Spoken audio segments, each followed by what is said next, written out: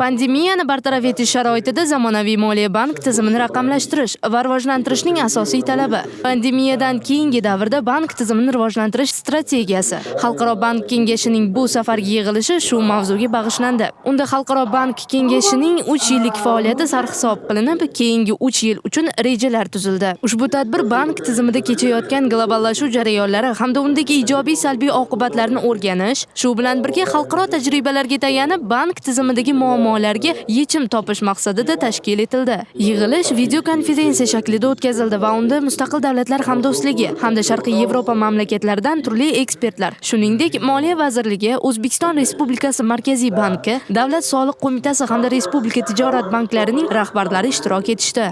Pandemiya davrida faoliyatimizda ko'plab to'siqlarga uchrayapmiz. Ammo shunga qaramay asosiy e'tiborimizni iqtisodiyotni raqamlashtirishga qaratishimiz zarur. Bugungi kun ushbu masala nafaqat biz uchun, balki barcha uchun juda muhim ekanligini yana bir bor ko'rsatdi. Hozirgi asosiy masalalardan yana bittasi bu bank moliya tizimi.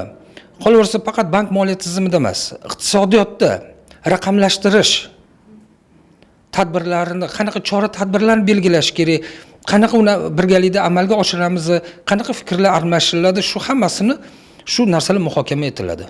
O'zbekiston banklari assotsiatsiyasi bosh direktorining ta'kidlashicha, mamlakatimizning yalpi ichki mahsulot hajmi o'tgan 9 oy davomida 0.4% ga o'sgan. Shundan qishloq xo'jaligi mahsulotlari hajmining 3.4% ga, qurilish ishlari 8.6% ga, shuningdek xizmat ko'rsatish sohasi 1.8% ga oshganligini ko'rish mumkin. Bundan tashqari, So'nggi 3 yil ichida birinchi marta iqtisodiy hamkorlik va taraqqiyot tashkilotining kredit xatarlari reytingida O'zbekistonning mavqei yaxshilandi.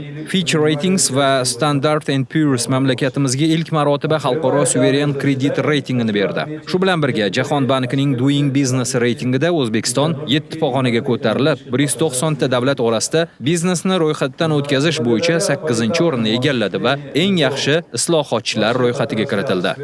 Majlis yakunida Xalqaro bank kengashining qarori qabul qilinib, ijro uchun kengash a'zolariga taqdim etiladi.